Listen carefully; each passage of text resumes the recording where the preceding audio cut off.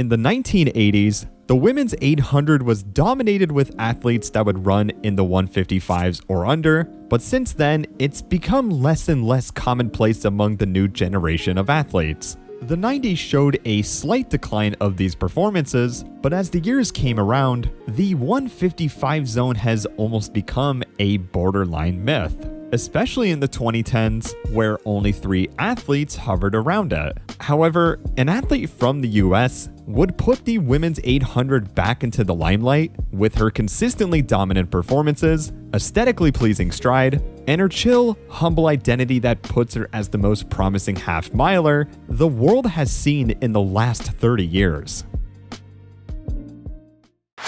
Straight out of Trenton, New Jersey, Athing Mu's track journey began at age 6, but documented results seem to appear at 9 years old, as she would compete in the UAG TC8 meet in Philadelphia. Her first exposure to middle distance would take place within the 400, where she placed in the top 10, and also placed similarly in the 100 as well. By next year, she had already begun to solidify herself as a mid-distance prodigy when she returned back to the same meet, but won 3 separate events, which was the 400, 800, and even went the distance in the 15 to smash the championship record along the way. At the 2012 USATF Junior Olympics, she would opt to commit to the 15 after scratching the 8, and would take her first ever junior title at just 10 years old. Over the next couple years, Mu would continue to dominate, or at the very least place within the top 3 at major youth meets. But by the time high school arrived, she actually didn't opt to join her high school team, but rather stick to the Trenton Track Club she began her running career at. Since she ran under a club team, traditional high school meets weren't exactly an option for her, which left her competing at just a couple meets a year, but nevertheless made quite a splash in the high school running world for her freshman season. She won the freshman mile at New Balance Nationals, breaking 5 minutes, did just about the same thing at the outdoor rendition, but best of all, ran the second fastest 800 at the same meet, but this time within an incredibly deep field. Athing Mu's rankings for that year would go far beyond her freshman status, as while her 1500 time placed her decently high across all high school girls, her 800 placed her number 8 in the US behind juniors and seniors, and was slowly gaining attention from high school coverage site MileSplit. She was also no longer under the freshman tag at New Balance national races, and as a sophomore, would shock the country snagging 2 individual titles in the 4 and 800, where her 4 would break the meet record in the process. This indoor season unlocked a whole new level of confidence for Mu, as she continued to go entirely undefeated in 3 separate events across 12 separate finals. She would finish her sophomore year with a US number 2 in the 800, US number 5 in the 400, and nearly pulled off a quadruple title at the AAU Olympic Games, where she just barely got clipped in the 200 for second. Even though it might seem like Athing Mu's career had exploded compared to previous years, realistically this was just the very start. Upon an incredibly versatile and unforgiving string of wins, a junior year Mu would be entered in her most competitive meet by far, which was the USATF Indoor Track and Field Championships, competing in the 600. No age limits and no lack of high-level competition would be present, as the high schooler would be put up against some of America's best, especially Raven Rogers, who at this point was a multiple-time NCAA champion and a 157 800 runner. Going into this race, she had already set the new high school record in the prelims, running 1:26.23, and was looking on pace to beat it again. As she led going into the final lap though, Mu wouldn't just beat her own high school record, but would end up running one of the best 600s ever seen in track history. Closing kick that we saw throughout her career at the University of Oregon. It's the 16-year-old Athing Mu trying to hold off the 7-time national champ Raven Rogers. Athing Mu's future is bright, but the future is now. 1:23.57. That's the American record for the 16-year-old Mu. High school junior American record holder wins by more than a second over one of the best 800-meter runners in the world, Raven Rogers, and Olivia Baker takes third. American record! from the best. You gave a clinic on how to run the 600. I did. That's what you did. You gave a clinic. And that's from Coach Lisa Morgan. Yeah, the GOAT. The GOAT.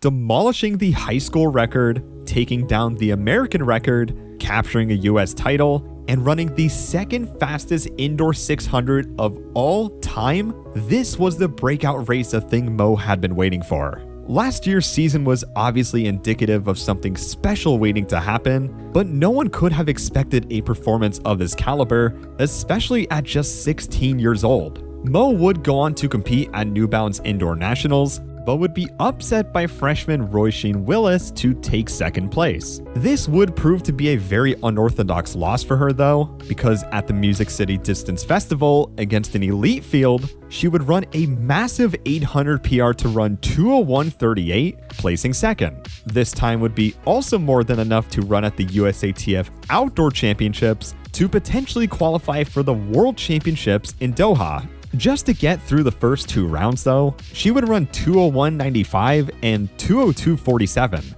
both of which were pretty near her PRs. Despite this, she still stayed within the lead pack in the finals, even with a 57.8 first lap. And as the last 200 came around, she was within striking distance to make her first world team as a high school junior. Into the straight, she leads by a metre. Is she going to go away? Raven Rogers trying to go with them. The youngster Mu at 17, unable to have the strength on this occasion. But it's Wilson who leads by 2 metres, 30 yards to go. Wilson's going to take this from Green and Rogers. The winning time 1:57.71. Well, there it is. R.J. Wilson winning with a facility record 1:57.72, quite comfortably from a great run from Hannah Green, who runs a personal best 1:58 again. Even though she locked up quite hard with 200 to go, Athing Mu finished 5th in her first American Championships and still managed to run a new PR of 2:01.17. A truly phenomenal season for her overall, and at this point was more than convinced she can make the Tokyo team in 2020. But first, she would get signed to run for Texas A&M in December that year and would have the opportunity to duke it out for as many NCAA titles as she could possibly get.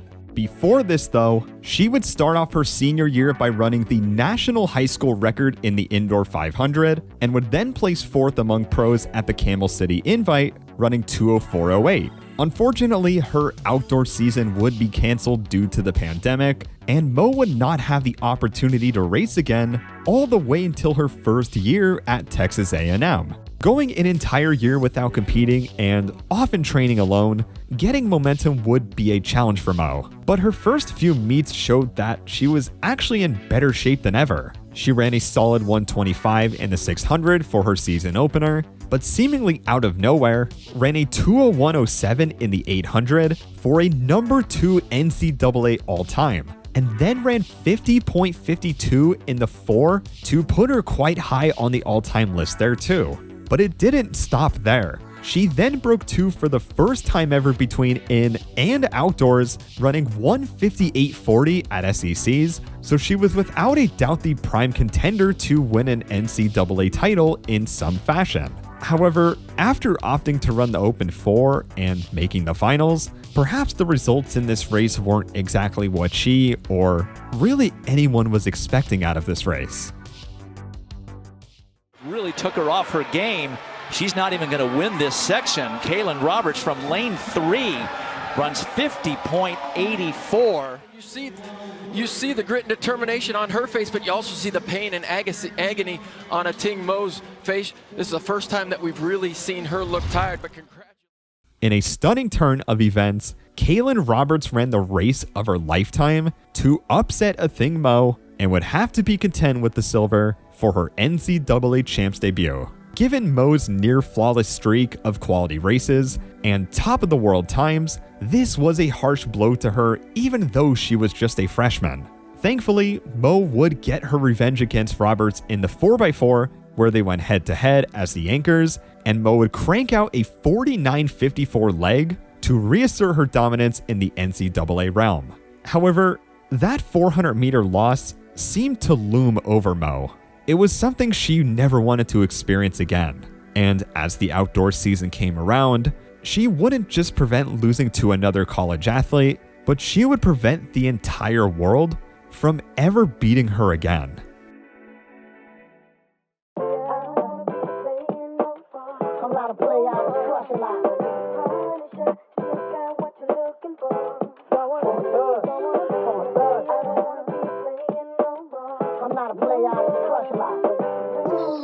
We love you.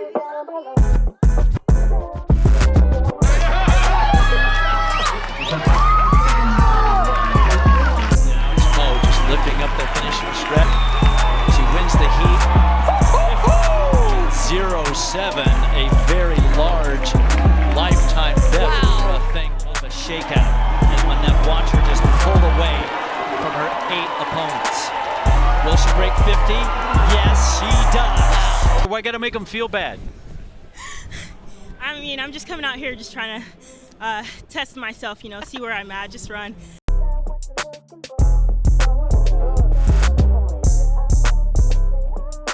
This is a great opportunity to just blow this 400 out and take the record into the stratosphere. Will but Athing Mu going to the line. Collegiate record. Wow. It's all Athing Mu. Is that record going to fall? No, it's not. 156.07. Athing Mu, the 19-year-old, is going to Tokyo. Athing Mu has the gap on the outside, but she's left a gap on the inside there. Their first champion in half a century. A 19-year-old wins it. She went to the front, she pulled away, and she was never to be caught. To bring home the championship, and for Allison Felix, she is the goodbye gold for her. It's an Athing Mu, 2 finals, 2 golds, and she's still a teenager. They were miles clear. They were almost 4 seconds.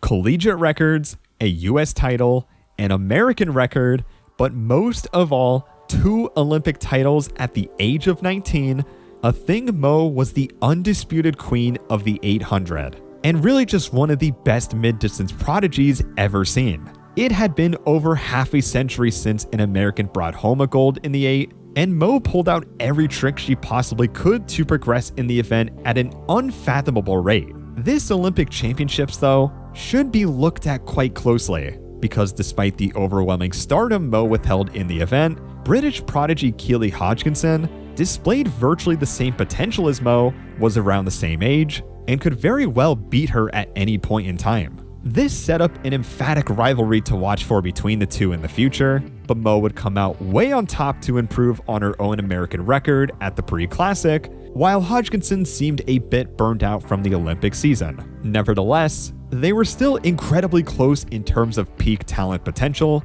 and Eugene 2022 was likely the next big race to look out for between them.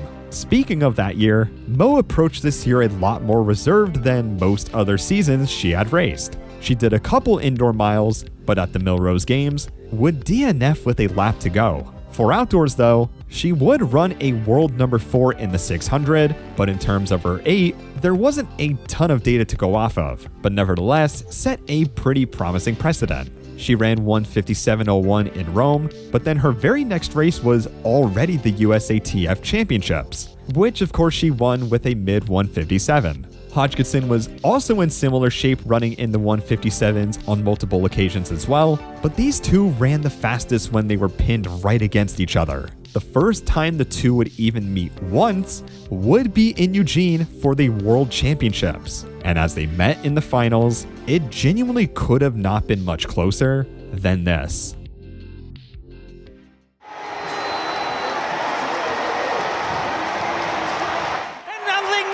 Is the first woman to win a world championship in the 800. I put myself in positions where I can win. That's what Athing Mu says, and that's what Athing Mu does. Second American woman to win an individual title. Down to the absolute wire, and with no more than a few hundredths of a second to spare, Athing Mu now had an Olympic and World Championship title at age 20. Just an incredible pair of accolades to possess this early in her career, and a perfect setup for what can quite possibly be the best 800-meter career in women's athletics. Although, with such a prodigious career, can come with a bit of isolation. After all, she had already broken the American record, won an Olympic title, and a World Championship title just in the span of 2 years, so where exactly did she want to go from here? After the World Championships, no one would see Mo on the track for almost an entire year, as during the indoor season, she would scratch out of the only race she opted to enter, and fans would have to wait until the outdoor season. And just a few months later, would land a spot on successful podcast, the Pivot Podcast. In this 50-minute episode, she brings forth an interesting perspective regarding her enjoyment within the sport, as she discusses her on and off relationship with running at such a high level at a young age, and touches on the isolated nature of her training that led to her feeling as such at times. There were also some half-joking, but also half-serious comments about drop-in running entirely at a younger age than usual, and pursuing a career in modeling. Lastly, she does hint at the possibility of the 800 world record being broken, as she truly believes it's possible with the right factors in place. As of writing this though, Mo has still yet to compete this year, but Kersey has teased the thought of turning her into an 800-1500 powerhouse, which will be an incredibly interesting race to witness at USA's. All in all, Athing Mu is quite possibly the best 800-meter prospect the world has ever seen in years, and her ability to put the women's 800 back into the track mainstream is something that fans will continue to enjoy for years to come. However, her obscenely fast surge to near athletic perfection put her career and psyche into a very unique spot, as it appears her motivation towards the sport seems to be already manifesting into conflicting feelings as time goes by. Her upbringing to the sport was already unconventional given she ran on a club team. She had also been running with professionals by her junior year of high school, and only spent a few serious months running in a traditional college environment before immediately turning professional. There is a reasonable level of scrutiny to put her under though, given her incredibly faint racing profile in the last couple years, but hopefully fans of hers will get to see her once again on the big stage as the World Championships arrive. Until then though, this has been the rise of Athing Mu, and thanks for watching. Thank you to all of my patrons for supporting the channel, and if you want to support the channel for more track and field content like this, come on over and become a patron, drop a sub, and check out my other links below. I'll see you on whatever video I upload next, and take care.